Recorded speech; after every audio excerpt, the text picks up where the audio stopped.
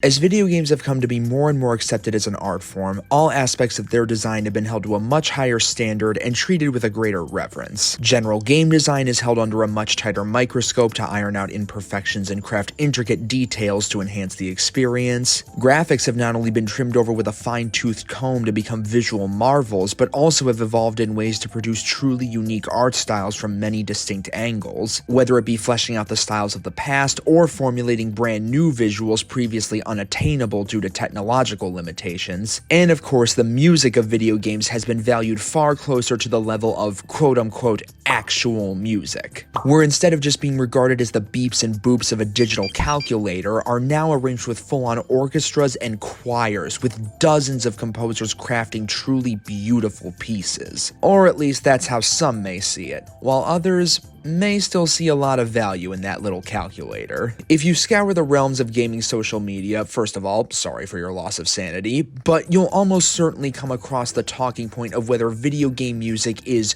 real music. It's somewhat of a holdover from how long video games took to start being considered art, but it's far from uncommon to hear folks act like gaming music is somehow lesser than dedicated music made for the radio. The talk has slowly lightened over time, what with many games now recording their music with physical instruments as opposed to synthesizers, but for multiple decades, video game music has been viewed as second-rate or lesser in terms of the musical realm. Now, I shouldn't have to explain how that's, to be blunt, complete fucking bullshit. Music is music no matter what it's made for, but I feel it's important to not only stress that sentiment for video games, but also to highlight how gaming music has many of its own unique qualities and takes an immense amount of skill to excel at. Side note, please do not take a shot every time I say music in this video. You will actually die. Now, going back to the very beginning of gaming, music wasn't really a priority, to the point it didn't even exist. No one's exactly gonna be bopping it to the Pong soundtrack.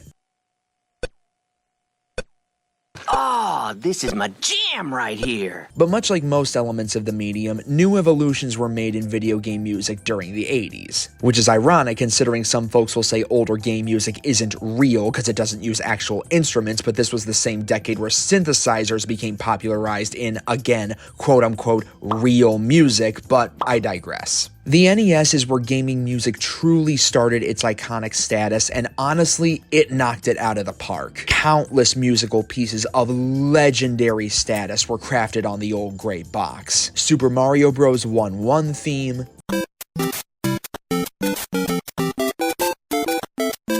The Legend of Zelda's Overworld theme,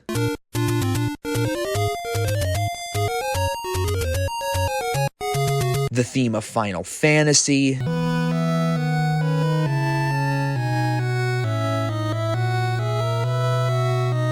Castlevania's Vampire Killer,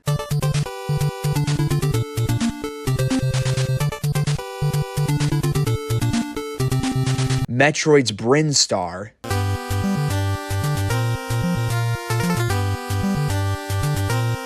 and just an absolute shitload from Mega Man.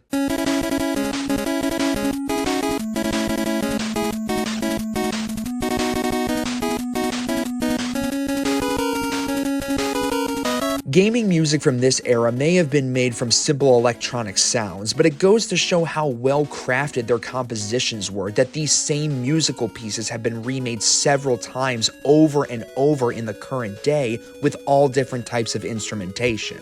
That sort of ties into a hidden power I think video game music harnessed during its early days. Because instrumentation and composition were so limited due to technology of the time, composers had to figure out another way to make their music not only stand out, but properly accompany the gameplay it was designed for.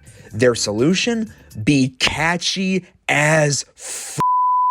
A combination of quick melodies and looping repetition created songs that have stuck in people's heads for decades. That general philosophy would continue into much of the 90s, while computerized instruments were still the standard for video game music. From the classic twangs of the Sega Genesis to the more fleshed out yet still earwormy pieces of the CD-based PlayStation. Once we got into the 2000s and 2010s with technology rapidly progressing, many more actual instruments were used in the compositions, allowing for a far greater variety of soundtracks to be formulated. although many would still hold on to those synthesizers since they had their own charms.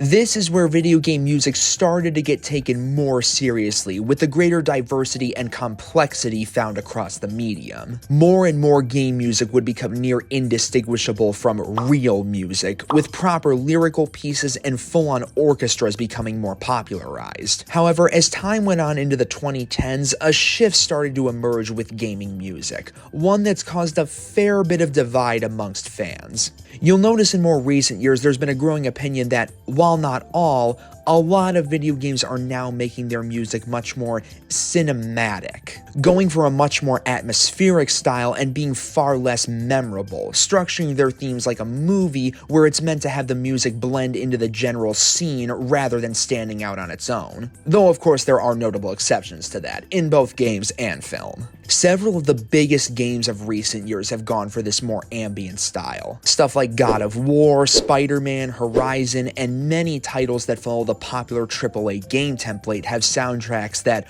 while by no means bad, have little to nothing that really sticks with people in the long term. Even some longtime classic series like The Legend of Zelda fell into this trap with Breath of the Wild. This notable shift has caused many to argue over the value of certain types of video game music, especially when regarding stuff like the acknowledgement from the Game Awards. A lot of awards given to video game music get divisive reception among the community. One can look no further than the 2022 Game Awards, where God of War Ragnarok won Best Score over multiple, far more lauded soundtracks, particularly Xenoblade Chronicles 3. Even a good chunk of people rooting for Ragnarok to win a bunch of awards at the show felt it getting Best OST was kinda pushing it. Nowadays, while gaming is generally more respected, there is a continuous debate on what the best type of video game music is and how it should be utilized. Should it stick out and be incredibly memorable like decades past, or further lean into this more movie-like approach of ambience and atmospheric pieces? Now, in truth, this topic is incredibly subjective. Taste in music is one of, if not the most subjective form of preference we as people can have. When it ultimately just comes down to, I like how this sounds, it varies wildly from person to person, and understandably so. And even this whole video is just my personal taste when it comes to music. If you think completely differently, that's totally valid because, again, music is so subjective, it just comes down to what you like. But if you ask me, and if you don't, then why'd you click on the video? I think video game music has crafted a lot of its own unique charm to make it stand out as a distinct genre in the vast ocean of the general concept of music. And that its unique style, repetitiousness, and catchiness is what makes so many people love these soundtracks for decades, and what makes them go out of their way to listen to them removed from their in-game context. The cinematic style of music is by no means a bad or unwarranted path to take when crafting a soundtrack for a video game. In fact, for some, it could even be more preferable for what the game is going for. But personally, I think pushing that over the more standout, in-your-face type beats games became known for kinda sucks out a bit of the magic that video game music can offer. On top of all that, I think that style of music deserves a lot more respect than what it's given by certain crowds, particularly when referring to the musical pieces of days past. A lot goes into making any piece of music, but one aspect that can often go underappreciated with music made specifically for other forms of art is how they have to be fine-tuned to match and accompany the rest of the product. For a song you hear on the radio, artists can make whatever flow, melody, beat, instrumentation, and style they personally want to go for. There's no denying it still takes a ton of work, but there's much more personal freedom. When making music for the likes of a movie or TV show, the composer has to immerse themselves in the setting and scene of the work and craft the music around it. If the music in a scene isn't up to par or is mismatched, it can diminish the impact of a moment, or even worse, spoil it entirely by pairing it with a song completely unfitting of the situation. Video game music not only had to face this same challenge when it began to advance more as an art form come the 80s and 90s, but they also came with a much larger handicap. With the technological limitations of gaming at the time, there was no way for traditional instrumentation to be used with their proper sound for video games. So not only did these composers have to make memorable songs that would set the tone, stick with people, and thematically fit the game, but they'd also have to do it with incredibly primitive sound options. This is a big reason why I personally have so much respect for classic video game music. Not only are they memorable and fun to listen to, but the composers managed to pull that off under harsh limitations while working on an art form that, in many aspects, was still trying to find its footing at the same time, with all that hard work being on display with just a simple listen.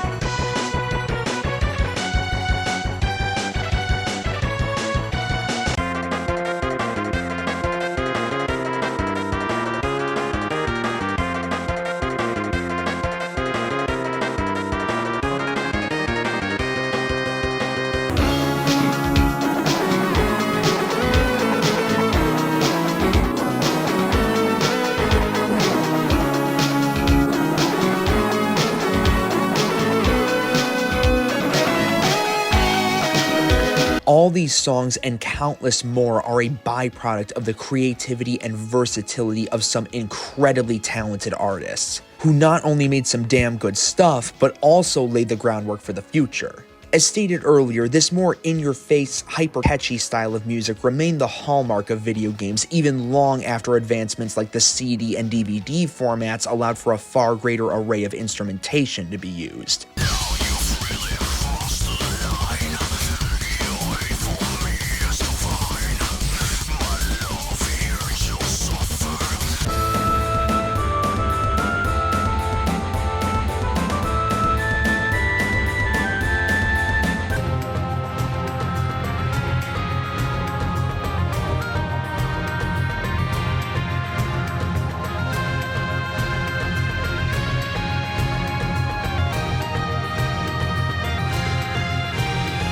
This, to me, is what embodies video game music and its unique charms. The best in the field know how to catch and stick with you in an instant, to where they can not only enhance the moment they're crafted for, but also be just as fun to listen to on their own. You'll occasionally see some weird-ass people online who say stuff like, "God, you listen to video game music on its own? What a loser." And like, yeah, people do listen to music on its own because it's still music. Is it somehow less valid because it doesn't have lyrics, is made with electronic instruments, is bit crunched, or is music designed for another piece of media? Because last I checked, plenty of real songs do just that. At the end of the day, if music is enjoyable to listen to, sticks with, and strikes a chord with you, doesn't that mean it's more than accomplished its job? Video game music excels at that for both myself and plenty of other people, which is conversely why so many of us think it shouldn't be phased out in favor of this more cinematic style. I'll admit, I've done that style of music a little dirty here, and I'll stress I do not find it to be objectively bad in any way, but the lack of memorability is what knocks it down a peg for me. Let me put it like this: Spider-Man 2, top quality, fantastic game, one of 2023's best, love it to pieces.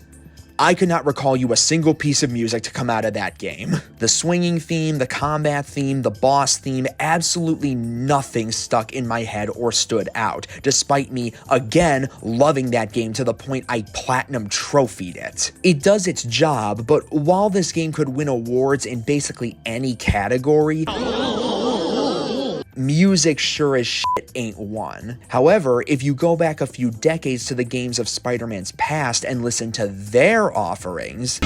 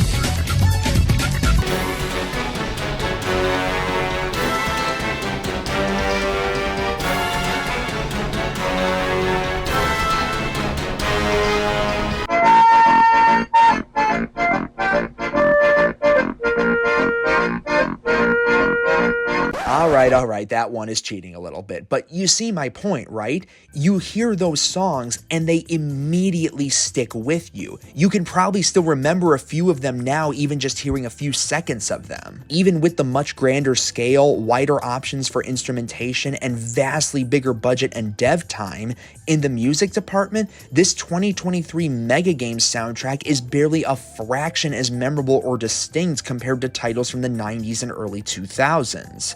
Because they capture that charm, energy, and memorability that the best types of distinct qualities video game music can offer. Which, to tie this back to the title of the video, is where I really feel the respect part should be.